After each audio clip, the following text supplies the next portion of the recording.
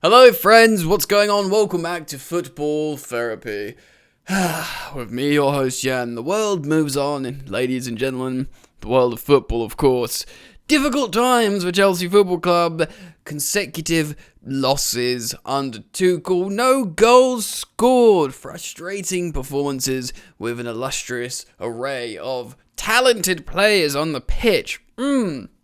Missing Mason Mount, missing N'Golo Kante, of course. And today, here on Chelsea News, we're talking about Timo Werner, Chelsea superstar, of course, important for Thomas Tuchel as a player in terms of work rate. The way he changes the dynamic of attack, or at least a lot of us Chelsea fans thought, but perhaps maybe not. Of course, not being turned to by Chelsea coach Thomas Tuchel in a time of need, bringing on Ross Barkley instead of Timo Werner, of course, away at Juventus. Granted, perhaps in terms of player profile, this sounds weird, Barkley made more sense, but he hasn't really been used at all this season so far, Timo Werner. And there's articles suggesting, perhaps the origin from Matt Law, that he could be out of here. And we're going to talk about that, reflect on some information regarding that. Is it bad? Is it good? How do we feel together, you and I? I'll certainly be giving my opinion. And of course, as always, be asking for yours. Do consider supporting Dating by liking this video here.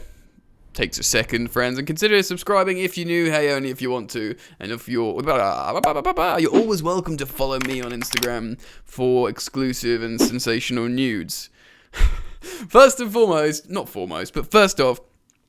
a big congratulations to Fikayo Tomori for making the England squad after sensational work away in Serie A, playing for Milan. Yes, he's not a Chelsea player anymore, but you know, we've still got a little bit of a connection, so he deserves a shout out there.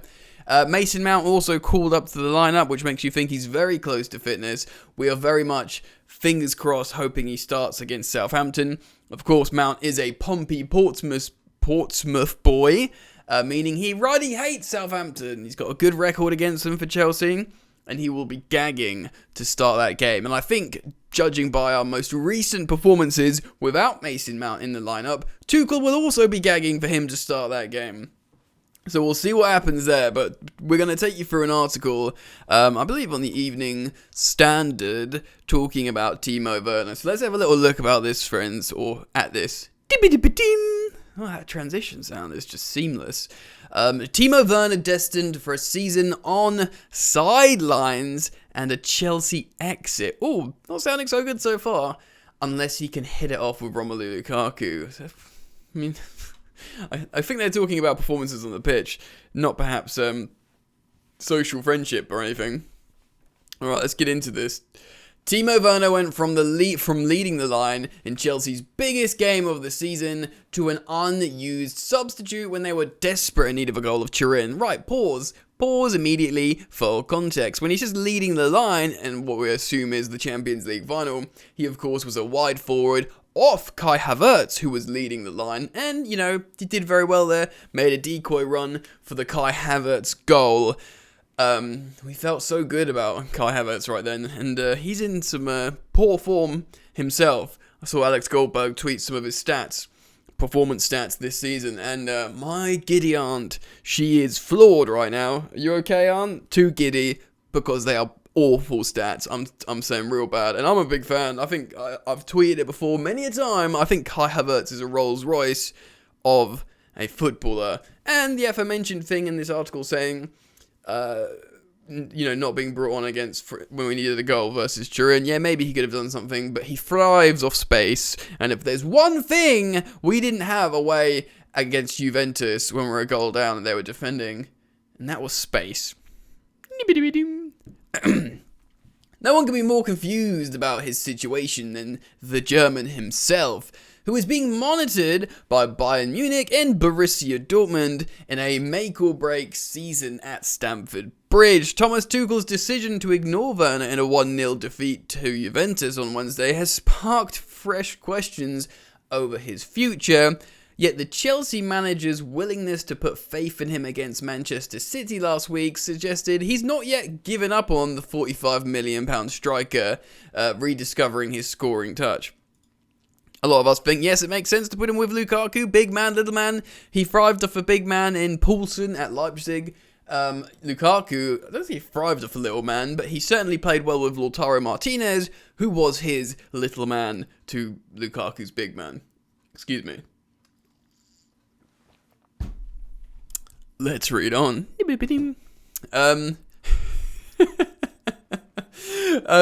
Also as well, like, you know, that was tactical, his failure perhaps to perform with Lukaku in that game against City. I think we all accept that was the wrong approach in that game.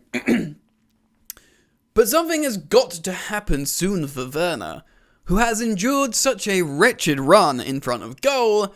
Now that stretches back almost a year. Bearing in mind as well, we're not really relying him on for goals. At this point, we're relying on him to stretch the play and get, you know, maybe service to Lukaku. This is over a period of 47 games. That is a lot.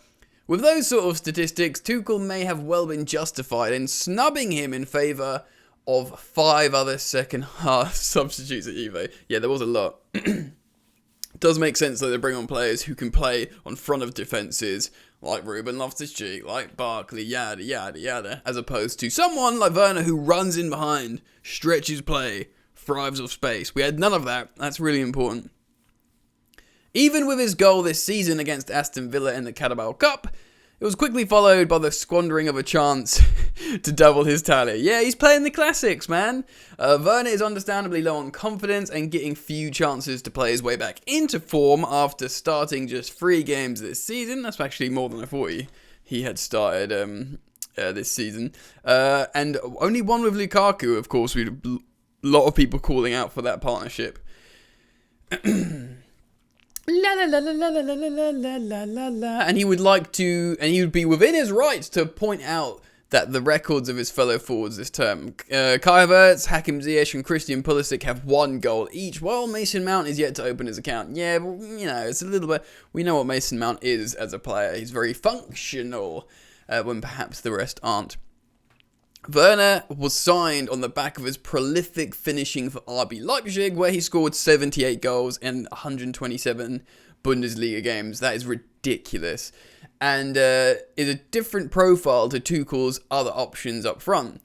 But they're all competing for the same role, playing off Lukaku. It is weird, isn't it? Like, when you have loads of talented attackers that are all good at certain things, competing for the same role in a setup. Like, if you have, I don't want to say Tuchel is dogmatic, but in many ways he is. He has this setup where he's like, it's a, you know, I don't want to do the Pep Guardiola, like, why Chelsea play so good? They play the fullbacks, the centre backs, close spaces so wide. But it is a way of playing, an idea, difficult to beat. And I guess a certain level of freedom up front. But there's still a systemic way of playing. And if you have, like, you know, Hakim Ziyech, really creative right wing and cuts in on his left boot, likes playing diagonals. Kai Havertz likes to float around as a number 10 and, you know, sometimes get in the box. You've got dribbly wingers like Pulisic and Hudson-Odoi that still are both different in themselves. And then you've got, like, a point and squirt player like Timo Werner and then Mason Mount, a sort of pressing hybrid number 8, number 10. They're all so different, yet you're going to try and get them to play similar roles. It just seems to me... It seems to me like heaven sent this for your roughest time. If you know what song that is, then fair play. It seems to me it's not going to work. Don't know what I'm saying. Let's look back at the article. Great. It was obviously a great record for Werner in the Bundesliga. Werner's chances of playing regular game time are directly linked to Chelsea's £97.5 million record signing. If they cannot hit it off, then the Germany international is destined for a season on the sidelines and likely a departure next summer. Very sad. I like Werner.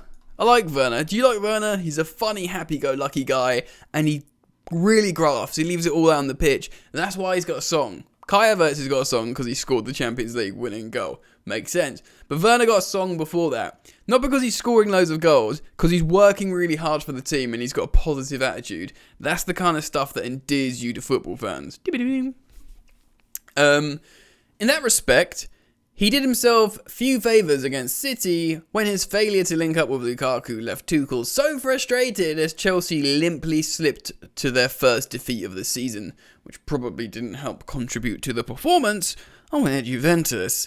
He was no worse than Lukaku on the day, but there was never any doubt about who would make way if a reshuffle was made against Juve. Scroll down a little bit here. Tuchel's failure to find the right balance in attack to best exploit Lukaku has been particularly highlighted in the back-to-back defeats that yielded just one shot on target over 2 games. It still hurts. The Belgium international has starred in 4 different forward combinations this season. If not for injury and illness to Christian Pulisic, it surely would have been more. Yeah, I think Pulisic could have actually been utilised recently against City. He had a lovely time against City before. Pulisic, really great goal. And you would have bet your bottom ruddy dollar he would have featured against Juve. Can't help, of course, Lukaku being rotated so much as well. You want continuity with your forwards. Like, that's a really important thing. You've got Antonio Conte saying Chelsea don't know how to use Lukaku. And I think probably if you sat Tuchel down, he'd say, yeah, I don't. And he kind of already admitted that when he first signed him. He's like, look, I don't have a plan for him. He's wicked. We want a wicked striker. Let's see how to play him. So Tuchel's already thrown his hands up. And then Conte is there doing punditry, who's got the best out of Lukaku. He's made him into an amazing striker, saying they're not using him properly. Which is fair enough. And also, with continuity, he had the most continuity with Lautaro Martinez. It was just them two all the time. And they were just scoring and assisting each other all the time. So now he's playing with you, mix around, go there, 2 striker, 3 forwards. There's no continuity. So yes. Werner has not been helped by Tuchel's increasing tendency to second guess himself. For the first time in his Chelsea reign, the German does not seem to know what his best team is. That's true. His uncertainty about his attack is echoed in the midfield, where deadline day signing Sal Niguez has been usurped by Ruben Loftus-Cheek. Is that how you say it? Usurped? It's a new word for me.